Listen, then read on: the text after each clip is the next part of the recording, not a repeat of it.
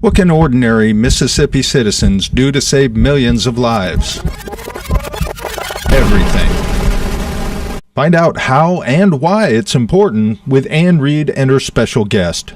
I want to introduce to you Kim Bates, who is a friend of mine and a beautiful young lady who has gone through our post-abortion study, Surrendering the Secret.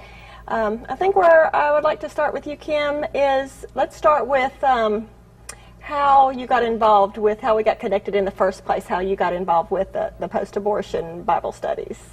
Well, I went to the clinic with my play sister. I came out there with her, and she was contemplating having an abortion, and it really didn't dawn on me how, my own personal experience had affected me so much until we got back in the room, and I was trying to persuade her not to have the abortion, and that's when I got hooked up with you to come out here and do the Bible class, because it's such a cleansing experience, and just, it's such a relief to actually be able to talk about it and know people that are, genuine and wanting to help me heal from having an abortion myself. Well, let's just go back and start wherever you want to start, but I just kind of want you to walk us through your journey from the point that you had the abortion, maybe some of the things that even led to it, and just bring us to that point. Well, I was in college when I discovered I was expecting, and coming from a Baptist family. My father's a minister, and I was just like, not really, I guess, in a point I wasn't ready to have a child, selfishly. And so that's when my boyfriend and I decided that we were going to have the abortion. And it's right after that, when I had it, I kind of swept it under the rug, but in actuality it wasn't under the rug, because right after that I decided to get pregnant again, because I was just so depressed and down and out about having the abortion. So you decided you planned a pregnancy we planned that. Yes, we planned a pregnancy after that. And when we did that, I carried my son to 9 months, only discovered that he was a stillborn. And so right after that, I just decided I didn't want to have any kids. I just wanted to live my life. And that's when I met my husband, and we had a little girl, and I lost her when I was 7 months pregnant with her. And I was just like, okay, well, God is punishing me from having this abortion, and I'm not deserving of having a child. And it's right after I had her, in January, I discovered I was pregnant with my son. And he's 4 years old and walking around and trying to tell me what to do, and he's an absolute blessing in my life. Yeah. Well, was it you went through that real quickly, that you got pregnant and you and your boyfriend together made that decision. Was it, kind of walk us through that decision-making process? Was it a difficult decision? Kind of what from your past went into making that decision, and just kind of walk us through that process, where you were emotionally at that time. It was a very hard decision. I guess I was afraid of disappointing my parents. And I had a lot of my own relatives actually rooting against me anyways. So I guess I was determined not to prove them wrong, or prove them right. And so I just decided that, okay, I'm not ready. And that's when we decided that we were going to have the abortion. Of course, he was against it, but I guess I kind of persuaded him into going along with it. And it was just like the guilt on both of our parts led us to make the decision to, try to have another child. How has that played out with you really being the leader in making that decision? How has that played out with the father of the child that you aborted? Well, to this day, we have a great relationship. We still talk on the phone. He's married. He has children now. Him and my husband, they talk on a regular. And it's just, it was just one of those decisions that, we made. And it was an irrational decision, but we both made it, at the time. We thought it was the right thing to do. Did you think it was going to fix a problem? Yeah, I guess it was trying to fix the void that was in my heart. Did it do that? No.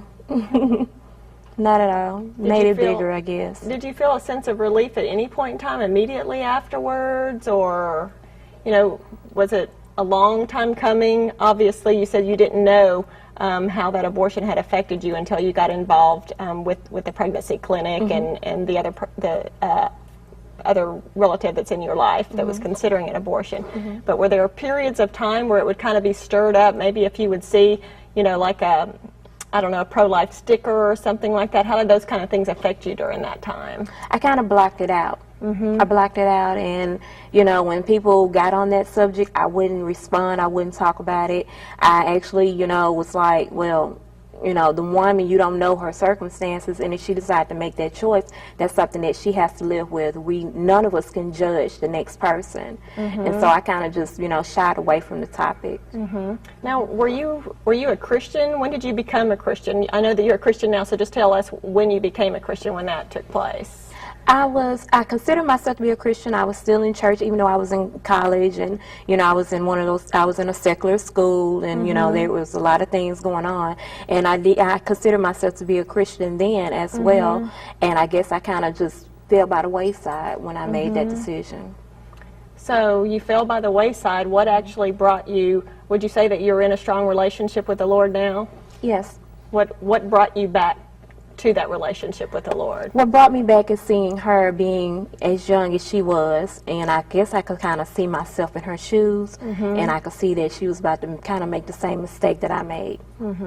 Was that heart-wrenching for you? Oh, yeah, to definitely. play a part in that? Yeah, definitely. Yeah.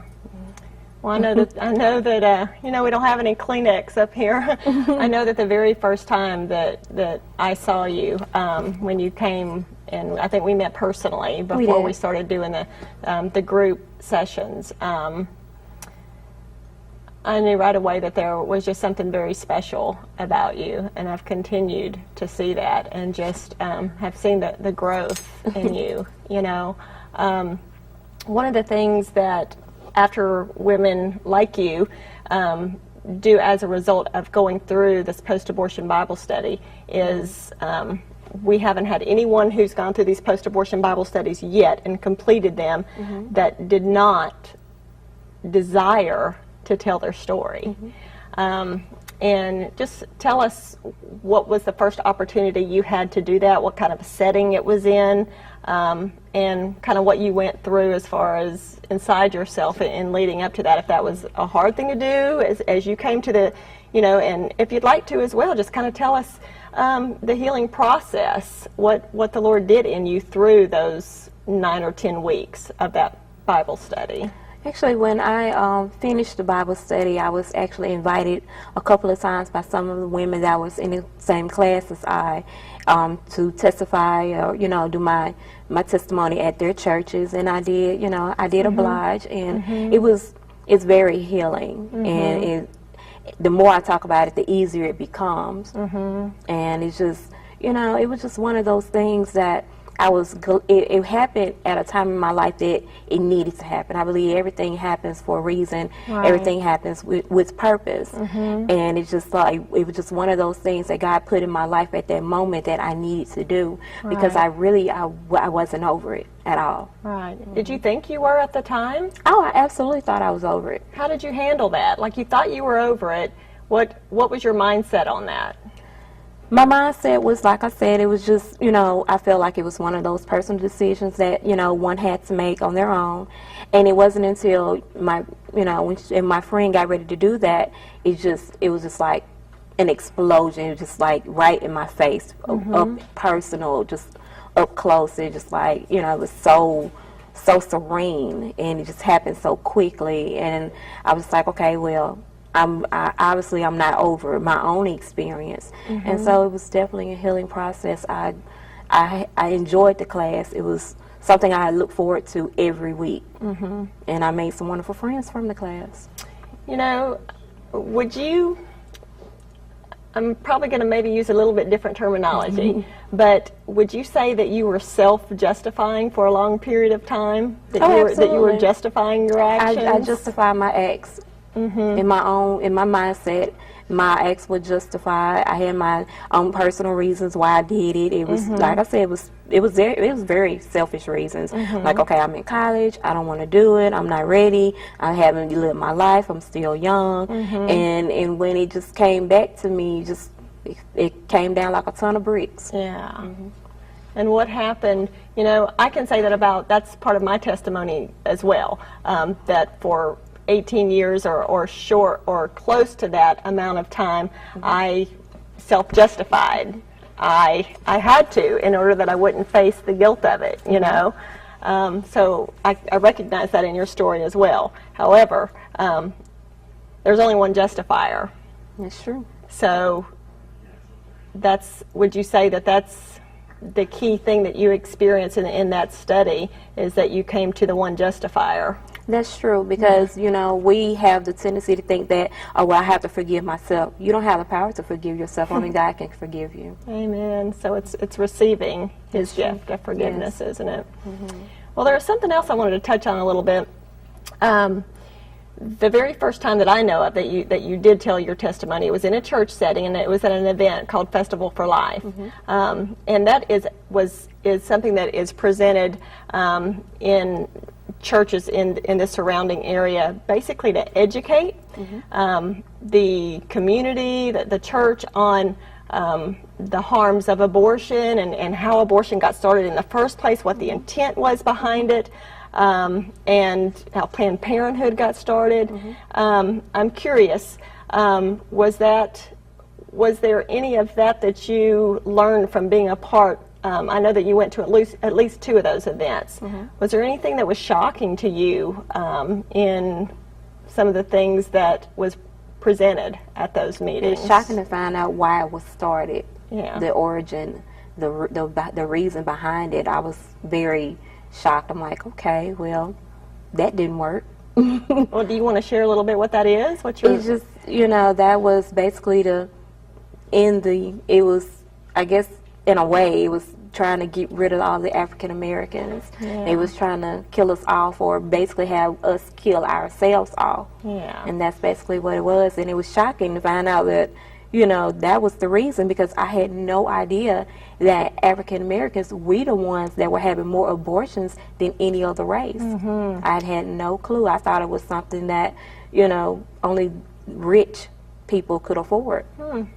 Has that stirred up anything in your heart to maybe play a role that you hadn't really thought of before because of that new understanding?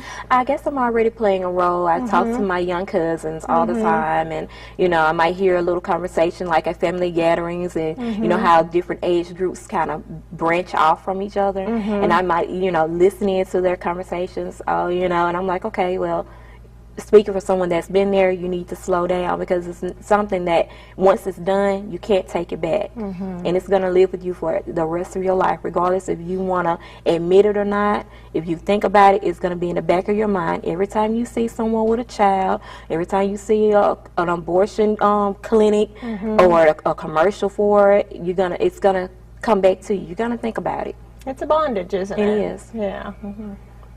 Well, I just want to... we only have about 30 seconds, but I just want to thank you so much, Kim, for being willing to come in and share your story. And I actually want to take a lot more time with you. I want to talk about a lot more things, but I just appreciate you so much, and just being vulnerable, and you have power in your testimony, and I encourage you to continue to go forward in sharing it. Thank you, and I appreciate you letting me come and tell my testimony. Thank you, Kim. If you are in Mississippi and would like to provide education to a church group through a Festival for Life meeting or a series of meetings, contact Joseph Parker, Pastor and Outreach Director at American Family Association, by calling 662-844-8888, extension 381. If you would like to invite one of the women you've seen or heard about on this video to share at a women's meeting or church service, please call Ann Reed at 662-346-3772.